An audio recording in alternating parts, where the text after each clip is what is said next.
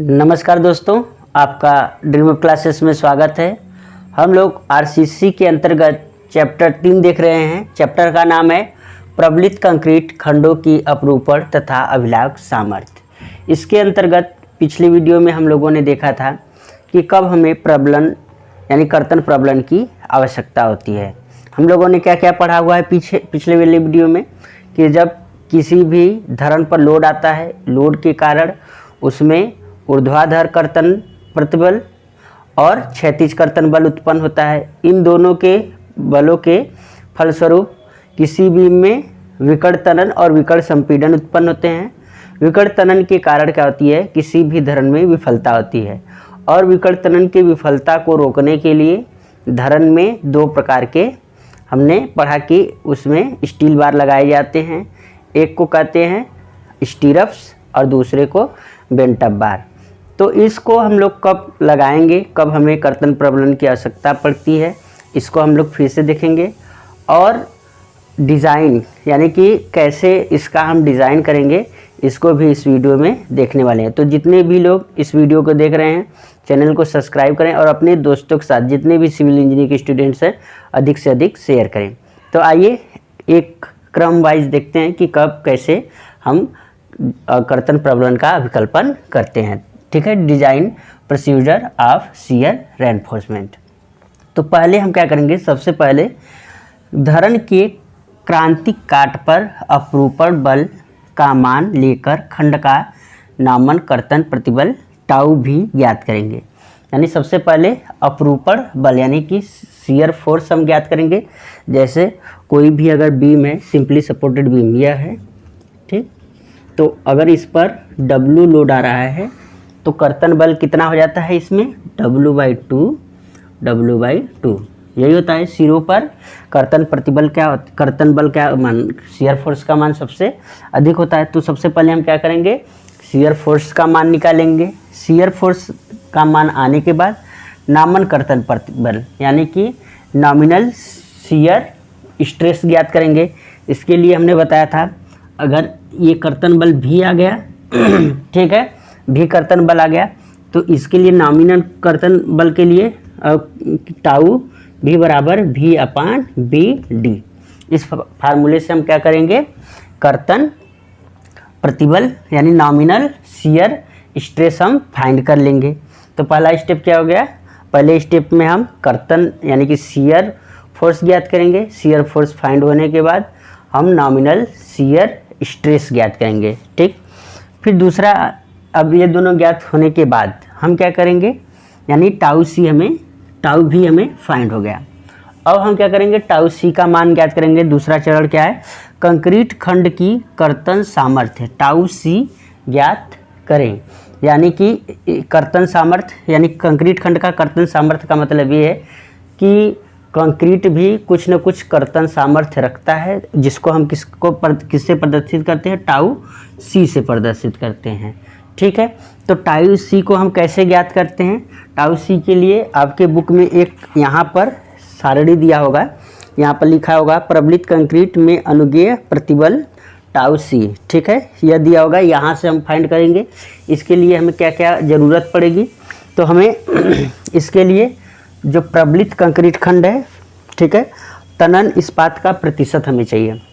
ठीक है, और कंक्रीट का ग्रेड टाउ सी के मान के लिए हमें क्या क्या चाहिए, टाउ सी के यानी कि कर्तन कंक्रीट खंड का जो कर्तन सामर्थ्य ज्ञात करने के लिए हमें क्या चाहिए, एक तो चाहिए किस कंक्रीट का ग्रेड है, ठीक है, और इस्पात का प्रतिशत। इसके लिए फार्मूला AST/BD/100 से हम इस्पात का प्रतिशत निकाल लेंगे।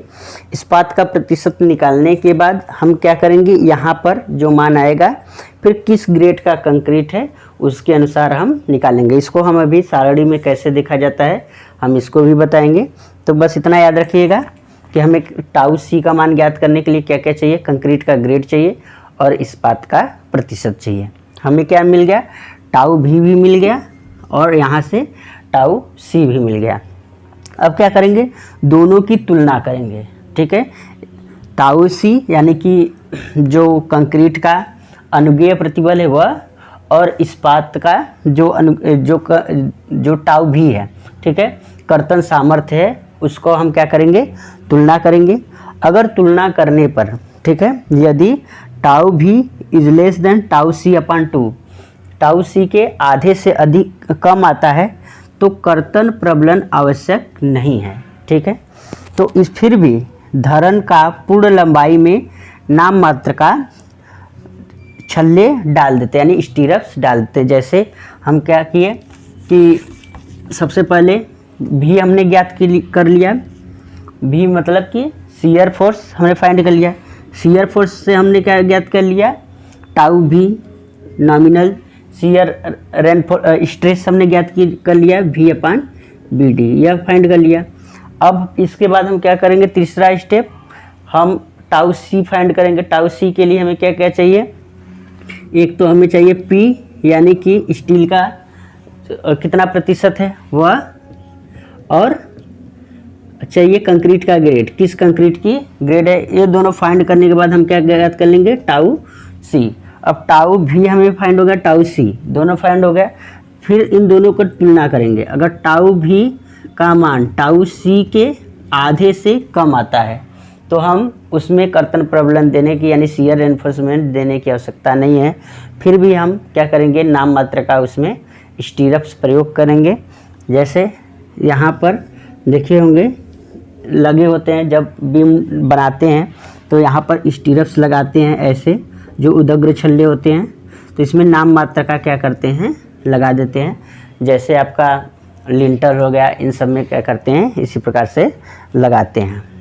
तो इसके लिए छल्लों का अंतराल, स्टीरप्स के लिए अंतराल कैसे हम निकालते हैं, ASB, यानी जो स्टील लगा हुआ है उसके टांगों का क्षेत्रफल, ठीक है, 1 लेग्ड है, 2 लेग्ड है, 4 लेग्ड है या 6 लेग्ड है, उसके अनुसार हम उसका क्षेत्रफल ज्ञात करेंगे, गुणे 0.87 FY अपान 0.4 B। FY क्या है, पराभव सामर्थ्य है स्टील का। तो इस प्रकार से तीसरा चरण में हम ये करेंगे। फिर चौथा क्या है कि जब हम एक सवाल लगाएंगे तो क्लियर हो जाएगा, लेकिन पहले हम क्या कर लेते हैं, इसके थियोरी को समझ लेते हैं। फिर क्या है चौथा चरण, यदि टाउ भी और टाउ सी, टाउ भी का मान क्या हो, टाउ सी से अधिक हो, लेकिन टाउ भी का मान टाउ सी मैक्स से कम हो, तो इस स्थिति में हम क्या करते हैं, कर्तन प्रबलन का यानी कि प्रयोग करेंगे। टाउ सी क्या है, जैसे कि जो कंक्रीट है उसकी भी कुछ न कुछ जो कर्तन सामर्थ्य होती है वह भी कुछ न कुछ वहन करता है। तो उसके अनुसार क्या करते हैं हम कि तुलना करते हैं कि जब टाउ भी का मान टाउ सी से अधिक हो लेकिन टाउ सी मैक्स से कम हो, तो टाउ सी मैक्स का मान भी हम क्या करते हैं, इस सारणी यहाँ पर दिया हुआ है, सारणी से हम निकालते हैं टाउ सी मैक्स का मान, ठीक है। और टाउ सी मैक्स का मान हम सारणी से निकालते हैं कंक्रीट की ग्रेड के अनुसार। तो हम यहाँ से निकाल लेंगे, तुलना करेंगे। जब यह स्थिति आएगी तो हम क्या करेंगे, वहाँ पर जो शियर एनफोर्समेंट है हम उसका प्रयोग करेंगे।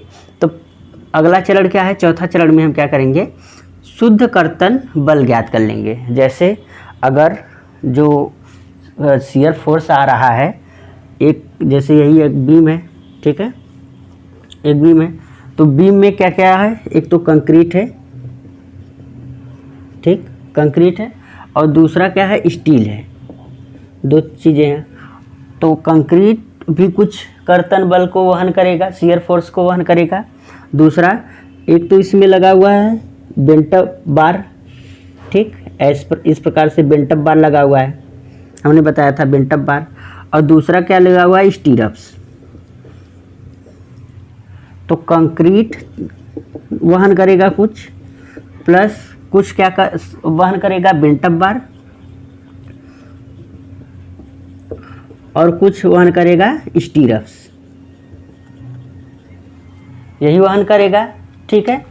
तो अब हम क्या करेंगे, जो शुद्ध कर्तन बल क्या होता है, जो सिर्फ केवल स्टील जो वहन करता है, जो स्टील यानी कि जो स्टीरप्स और बेंटअप बार जो दोनों वहन करते हैं, वह क्या कहलाता है, शुद्ध कर्तन बल कहलाता है। यानी कि जो स्टील ही, यानी भी बराबर, अगर हम भी सी प्लस वी एस लिखें, C for concrete, S for steel. तो अब हम क्या करेंगे, जो स्टील ही सिर्फ कर्तन बल को वहन करेगा वही क्या कहलाता है, शुद्ध कर्तन बल। तो यहाँ पर हमने वी एस बराबर वी यानी टोटल में से कंक्रीट जितना वहन कर रहा है उसको हम निकाल देंगे तो शुद्ध कर्तन बल हमें फाइंड हो जाएगा। तो tau V into B D से हम क्या करेंगे, कर्तन बल निकाल लेंगे।